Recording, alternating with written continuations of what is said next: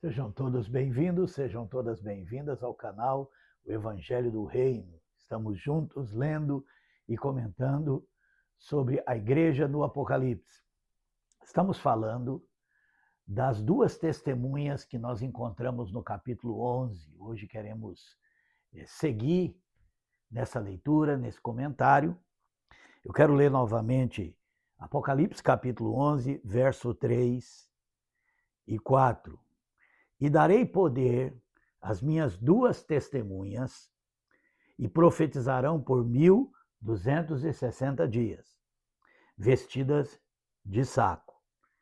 Estas são as duas oliveiras e os dois castiçais que estão diante do Deus da terra.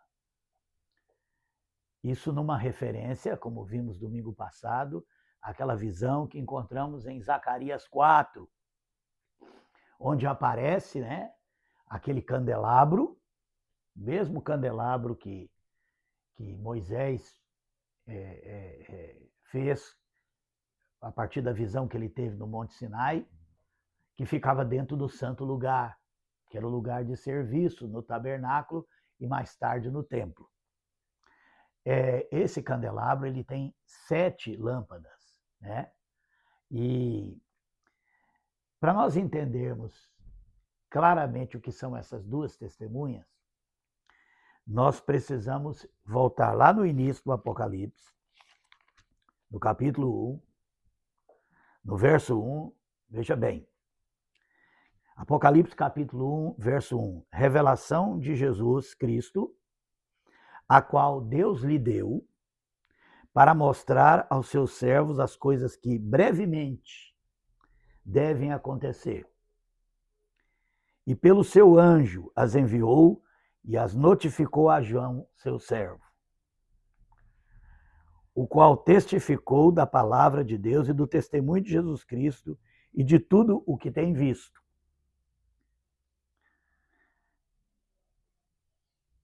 Bem-aventurado aquele que lê e os que ouvem as palavras dessa profecia e guardam as coisas que nela estão escritas, porque o tempo está próximo. Nós vimos que o livro de Apocalipse, ao contrário do que muitos acreditam, que fala de profecias para o fim dos tempos, o livro de Apocalipse falava de coisas que estavam acontecendo e que iriam acontecer em breve com o povo de Deus dentro do Império Romano. É um livro cheio de símbolos, códigos, que os cristãos que liam e ouviam entendiam, e que mostrava o que estava acontecendo no mundo espiritual naqueles dias. Esse era o propósito do Apocalipse. É claro, como nós já também falamos, que aquilo que aconteceu naqueles dias, aquele que aconteceu, como João fala aqui, como Jesus, fala que o tempo estava próximo, aqueles acontecimentos teria um desdobramento, uma consequência até o fim dos tempos. Tudo isso nós já vimos. Verso 4, João, às 7 igrejas que estão na Ásia. João, às 7 igrejas que estão na Ásia. Ou seja, aqui João faz uma saudação de onde, para onde essa revelação do Apocalipse estava endereçada. Vamos ver no capítulo 2, verso 1. Escreve ao anjo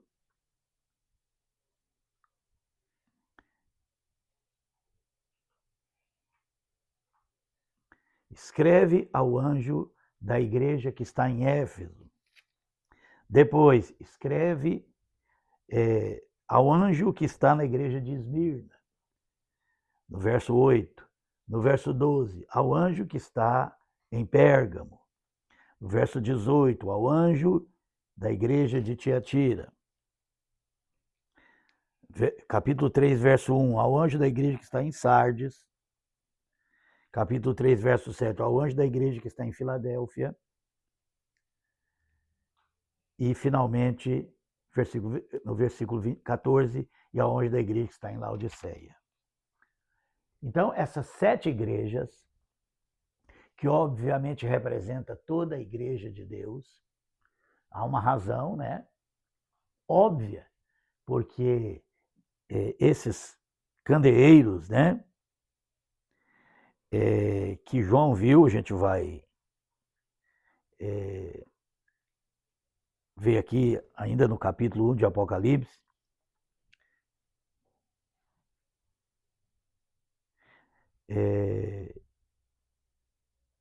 verso 12, capítulo 1, verso 12. E virei-me para ver quem falava comigo. E virando-me, vi 7 castiçais de ouro. E no meio dos 7 castiçais, um semelhante ao Filho do Homem, vestido até aos pés de uma roupa comprida e cingido pelos peitos com um cinto de ouro. Sua cabeça e cabelos eram brancos como a lã branca, e como a neve, os seus olhos como chama de fogo. E os seus pés semelhantes a latão reluzente, como se tivessem sido refinados numa fornalha, e a sua voz como voz de muitas águas. E ele tinha na sua destra 7 estrelas, e da sua boca saiu uma aguda espada de 2 gumes, e o seu rosto era como o sol, quando sua força resplandece.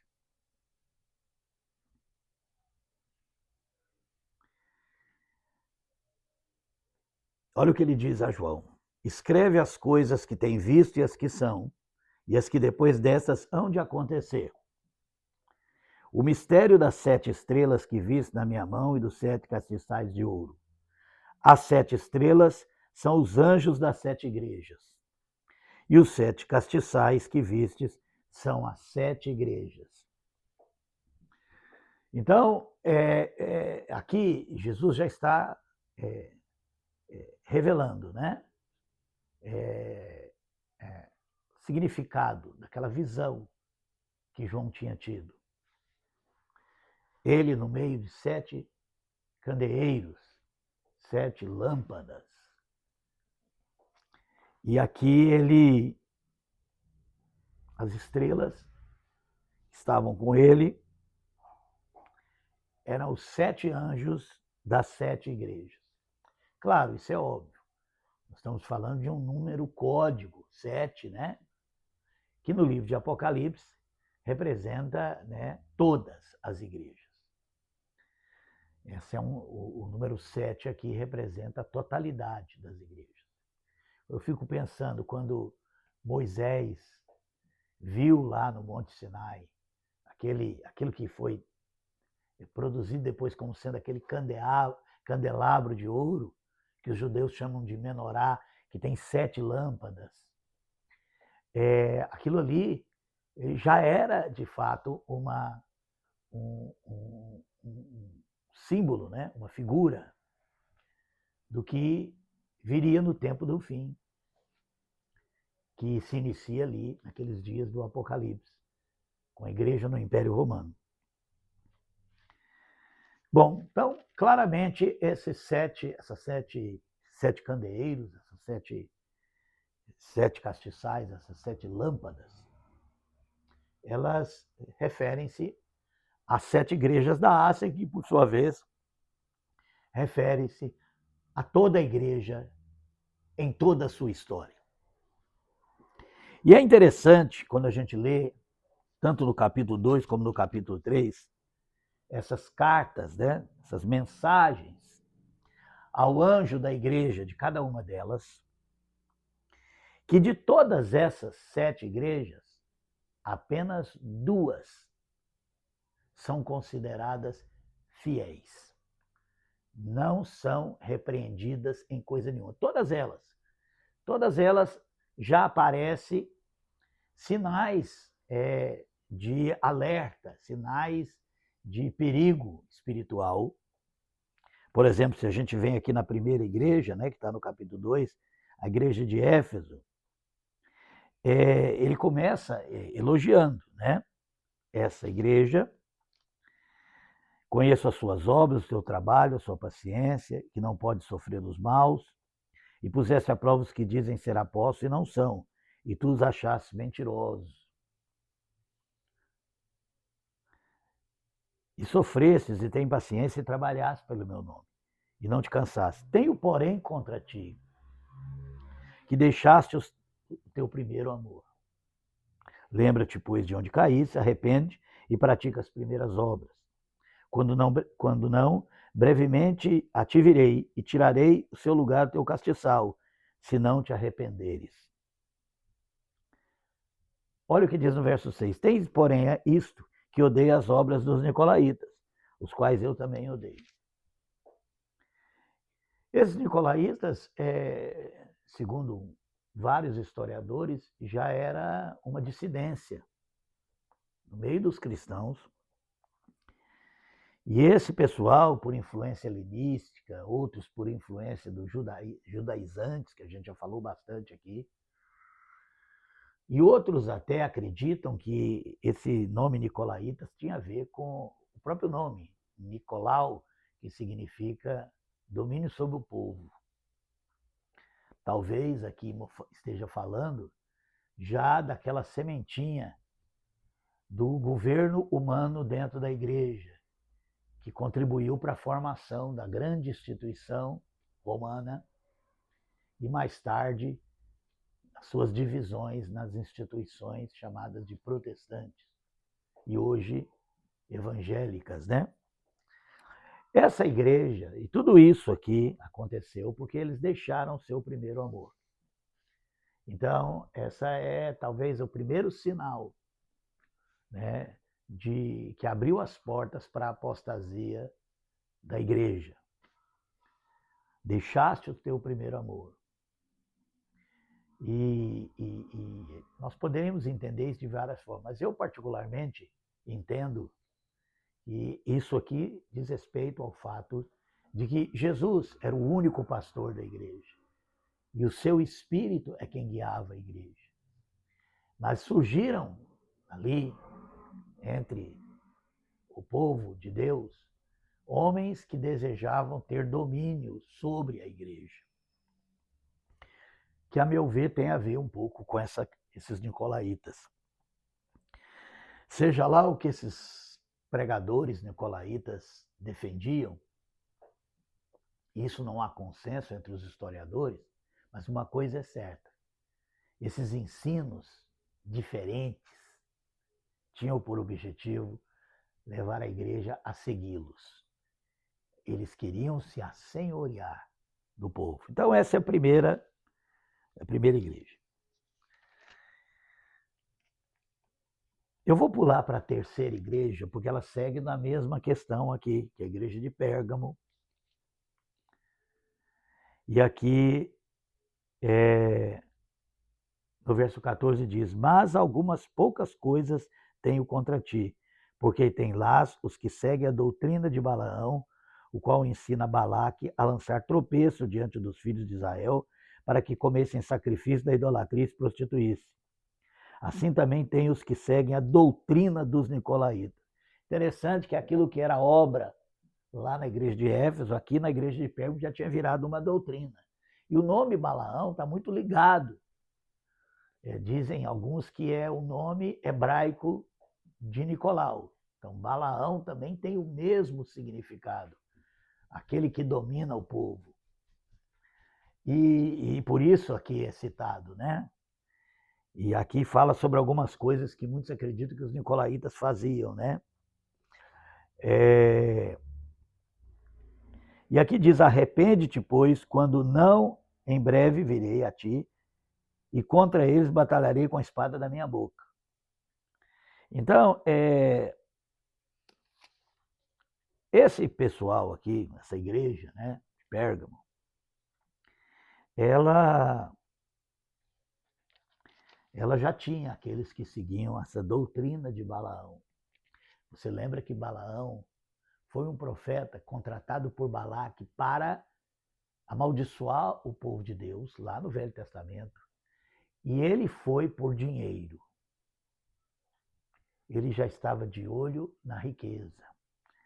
Então, tudo isso que está acontecendo dentro da igreja aqui né? E aqui aparece da igreja de Pérgamo, principalmente quando ela cita Balaão, que é o nome hebraico de Nicolau, e que aqui já tinha virado uma doutrina, a meu ver, é uma visão do que iria acontecer em breve, que era a questão do governo hierárquico dentro da igreja, disputa por poder dentro da igreja.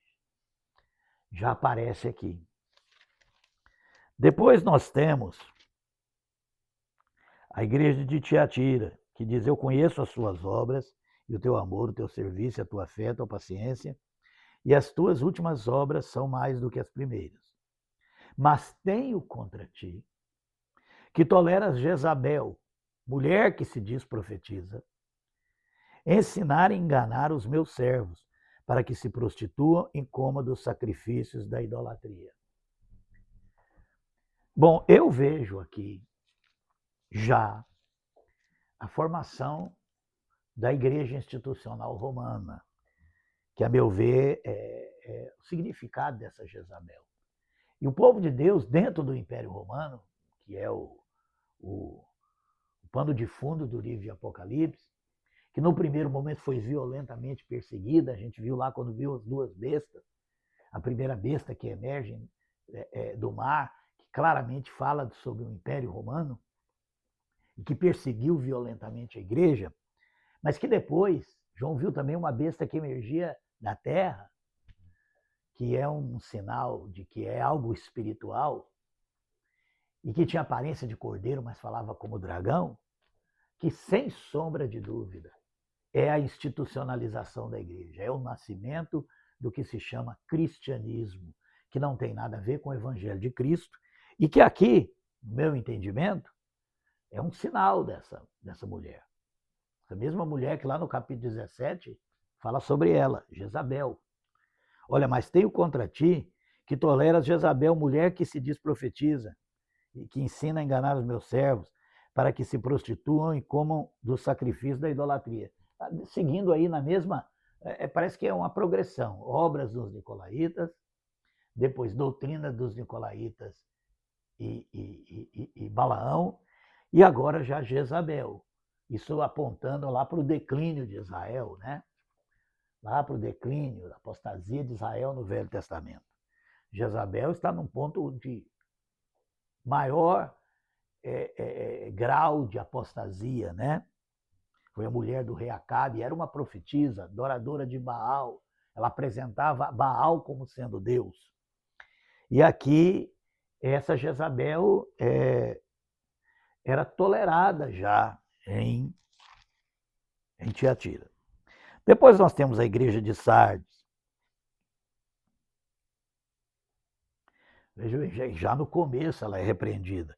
Ao anjo da igreja que está em Sardes escreve: isso diz o que tem os 7 Espíritos de Deus e as 7 estrelas, conheça as suas obras, que tens nome de que vive e estás morto. Então, essa igreja, ela já é uma igreja morta espiritualmente. Ela tem nome de que vive, porque ela é tida como sendo a igreja, mas está morta espiritualmente. Porque já naquele tempo, as pessoas já entravam na igreja quando nasciam.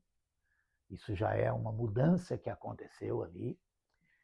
Nesse processo de institucionalização da igreja, o batismo de infantes já é para que as pessoas pudessem ser colocadas na igreja não por escolha, não por conversão, não por convicção, mas por nascimento. Isso vai se tornar uma prática comum naquele tempo. E muitos também aderiram à fé cristã ou ao cristianismo por medo de perseguição. Porque a partir do imperador Teodósio, você lembra, Constantino cessou a perseguição pelo Edito de Milão e começa a aproximar da igreja. E encontra naqueles líderes, né, os Nicolais daquele tempo, interesse de se unir com o Estado. É assim que mais tarde Teodósio, sucessor de Constantino, faz do cristianismo a única religião aceita pelo Império Romano. E é aí que está o ponto que me faz ver aqui essa Jezabel como sendo essa igreja institucionalizada, que tem E aqui em Sardes já temos uma realidade. Tem a aparência de que vive, mas está morto. Por quê? Porque Teodósio também passou a perseguir quem não aderisse ao cristianismo romano. E aí muitos pagãos, né, vieram para a igreja, se passaram, né, a fazer parte da igreja, passaram a adorar também o Deus do cristianismo, mas sem experiência de conversão verdadeira. Então, a igreja encheu de pagãos, cumprindo aquela profecia que diz lá que não deveria ser medido o átrio, lá no capítulo 11 que lemos, né? Quando ele dá uma cana de medir para João, medir o santuário e diz que não era para medir o átrio, porque aquele átrio seria pisado por 1.260 dias pelas nações. Isso mostra claramente a presença pagã dentro da igreja, que é uma realidade que nós vemos hoje. O chamado cristianismo tem mais pagãos do que verdadeiros cristãos. E é por isso que tanto desvio, tanto engano tem acontecido no meio do cristianismo.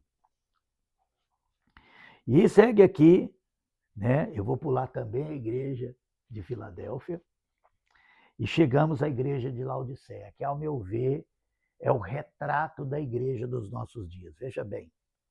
E ao anjo da igreja que está em Laodiceia escreve: Isso diz o Amém, a testemunha fiel e verdadeira, o princípio da criação de Deus. Conheço as tuas obras, que nem és frio, nem quente. Quem dera fosses frio ou quente. Assim, porque és morno e não és frio, nem quente, vomitar-te-ei da minha boca. Como dizes, rico sou, estou enriquecido, e de nada tenho falta. E não sabes que és um desgraçado, e miserável, e pobre, cego e nu. Aconselho-te que de mim compres ouro provado no fogo, para que te enriqueças, e roupas brancas para que te vistas, e não apareça a vergonha da tua nudez, e que unja os teus olhos com colírio para que vejas. Eu repreendo e castigo a todos quanto amo, sê, pois, zeloso e arrepende. Eis que estou à porta e bato. Se alguém ouvir a minha voz e abrir a sua porta, entrarei em sua casa e com ele cearei e ele comigo. Então, aqui, nessa sétima igreja, sétimo candeeiro, a situação é deplorável. E principalmente porque essa igreja deplorável não se vê como uma igreja pobre e necessitada do Espírito e da graça de Deus. Olha o que ela diz: sou rico. Então, uma das características é a riqueza. Essa igreja estaria abarrotada de riqueza, e isso aponta para aquele ensino, né, aqueles ensinos dos nicolaítas, que agora, na igreja de Laodiceia, já era a busca de riquezas, e que hoje aparece como a teologia da prosperidade, né, que é um ensino maligno, né, resultado dessa união entre a igreja e o mundo, de prometer bênçãos materiais e riqueza para aqueles que seguem a igreja, né, seguem o cristianismo. Rico sou, e estou enriquecido, e de nada tenho falta. Olha que deplorável essa situação. E não sabes que és um desgraçado e miserável, e pobre, cego e nu. Essa é a condição espiritual dessa igreja de Laodiceia, que, a meu ver, aponta para a igreja, como é a sétima igreja, aponta para a igreja na época da volta do Senhor. A igreja dos nossos dias, a meu ver. Vocês notaram que eu não li nem sobre a igreja de Esmirna, nem sobre a igreja de Filadélfia. Porque justamente essas igrejas são as duas testemunhas que aparecem em Apocalipse 11. Veja o que diz aqui na igreja de Esmirna e de que igreja ele está se tratando. E ao anjo da igreja que está em Esmirna escreve: Isso diz o primeiro e o último, que foi morto e reviveu. Palavra-chave. Jesus fala de si mesmo: fui morto e reviveu. Conheço as suas obras, e tribulação, e pobreza, mas tu és rico. Olha a diferença da igreja de Laodiceia. Essa era uma igreja pobre, mas era rica, enquanto que Laodiceia é uma igreja rica, mas é pobre. E a blasfêmia dos que dizem judeus e não são, mas são sinagogas de Satanás. É óbvio que, como o Apocalipse foi escrito para a igreja, esse nome judeu também é um nome código. Lá em Gálatas, em Romanos também, Paulo diz que o verdadeiro judeu é aquele que foi circuncidado no espírito. Ou seja, o verdadeiro judeu aqui é o verdadeiro cristão. Conheço as tuas tribulações, tua pobreza, e a blasfêmia dos que dizem judeu e não são, mas são sinagoga de Satanás. Ou seja, já era claro que aquilo que tinha acontecido lá em Éfeso, com as obras dos nicolaítas, já tinha criado praticamente duas igrejas, né? Uma igreja falsa, que seguia homens, que já estava em torno de homens com ensinos, cujo objetivo era realmente criar divisão, e houve muitos desses homens no início da igreja, e que aqui é chamado de sinagoga de Satanás. Olha o que ele diz aqui: nada temas das coisas que hás de padecer. Eis que o diabo lançará alguns de vós na prisão, para que sejais tentado, e tereis uma tribulação de 10 dias. Sê fiel até a morte, e dar-te-ei a coroa da vida. Quem tem ouvido, ouça o que o Espírito diz às igrejas: o que vencer não receberá o dano da segunda morte. Claramente, essa é a igreja perseguida. Claramente, essa é a igreja dos mártires. A era dos mártires. Aquele período onde o Império Romano perseguiu violentamente a igreja, torturou, matou, tentou exterminar a igreja pela perseguição. E nesse período, aquela igreja perseguida é uma das duas testemunhas que aparecem em Apocalipse 11. Sem sombra de dúvida, que esse candelabro é um daqueles que aparece, dos dois que aparecem em Apocalipse 11. E mais na frente, anteriormente, a sexta lâmpada, sexto candeeiro, nós temos aqui a igreja de Filadélfia, no capítulo 3, verso 7.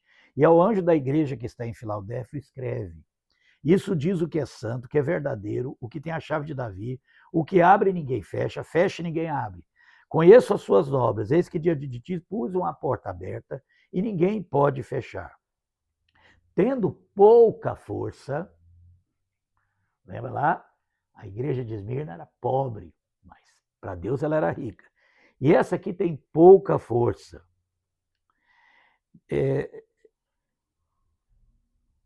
Conheça as tuas obras, que diante de ti pus uma porta aberta e ninguém pode fechar. Tendo pouca força, guardaste a minha palavra. Guardastes a minha palavra e não negastes o meu nome.